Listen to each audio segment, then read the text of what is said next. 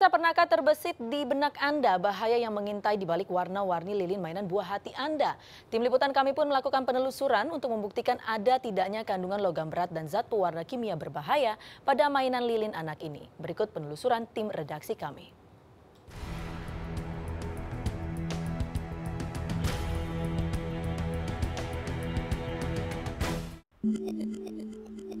Hampir semua anak-anak suka mainan warna-warni, di antaranya lilin mainan yang mudah dibentuk, dan juga ada slime atau mainan yang lunak dan elastis.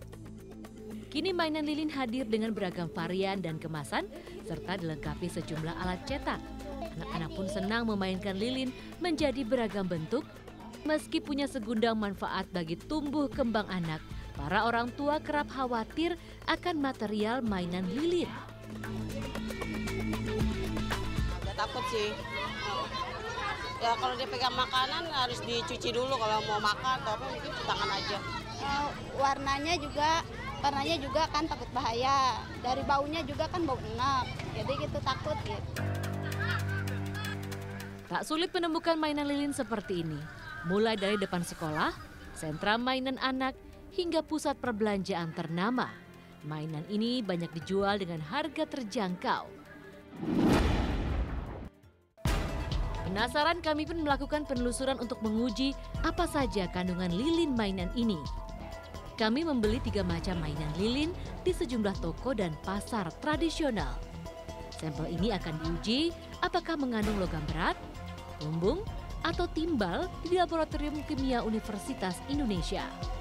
Pengujian dengan metode spektrofotometri resapan atomik akan mendeteksi cemaran logam berat pada sampel. Proses uji material diawali dengan menimbang sampel.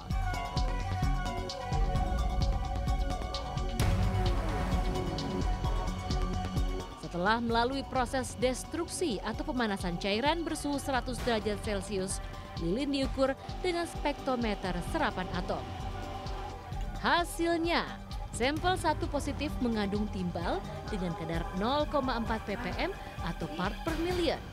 Untungnya jumlah ini masih tergolong aman karena jauh di bawah ambang batas bahaya kandungan logam berat yakni 90 ppm. Meski relatif aman, resiko bahaya logam berat pada mainan anak bisa mengancam jika dimainkan dalam jangka panjang atau tertelan. Selain menyebabkan gelisah, lemas, depresi dan merusak sistem pencernaan, dalam jangka panjang timbal juga merusak sistem saraf pusat. Bahkan, penimbunan material kimiawi pada tubuh anak bersifat karsinogenik atau memicu kanker. Ya, PB ini unsur kimia bahasa Indonesianya timbal, ya bahasa Inggrisnya lead, yang memang banyak sekali digunakan, terutama untuk TEL, itu tetraethylene lead untuk anti knocking. Kemudian memang logam ini cukup berbahaya juga kalau seandainya berada di dalam satu sampel yang bisa kita konsumsi misalnya. Setelah melalui serangkaian proses uji, hasilnya cukup melegakan. Semua sampel lilin mainan ini bebas dari rodamin B. Meski relatif aman, para orang tua harus jeli saat membeli mainan anak. Pastikan mainan tidak mengandung toksin dari cat atau pewarna kimia dan selalu baca label mainan dengan teliti. Tak ada salahnya Anda membuat sendiri lilin mainan yang aman dari bahan alami. Caranya cukup campurkan air matang dengan pewarna makanan. Lalu aduk hingga rata. Tambahkan tepung terigu dan kembali aduk adonan hingga kalis. Tambahkan minyak kelapa agar adonan makin elastis dan mudah dibentuk. Tak sampai 30 menit, mainan lilin dari tepung pun siap dimainkan. Keunggulannya doh bikin sendiri juga itu pertama kan tadi tuh nggak ada zat-zat kimia apa segala macam, terus juga dari baunya sendiri tuh nggak menyengat ya, jadi baunya juga seperti bau kue sebenarnya, seperti bau adonan gitu. Selain membuat mainan sendiri, orang tua dan sekolah juga harus tetap mengawasi agar anak aman saat bermain. Oke, sebaiknya diperhatikan tempat di mana sih beli mainannya gitu ya.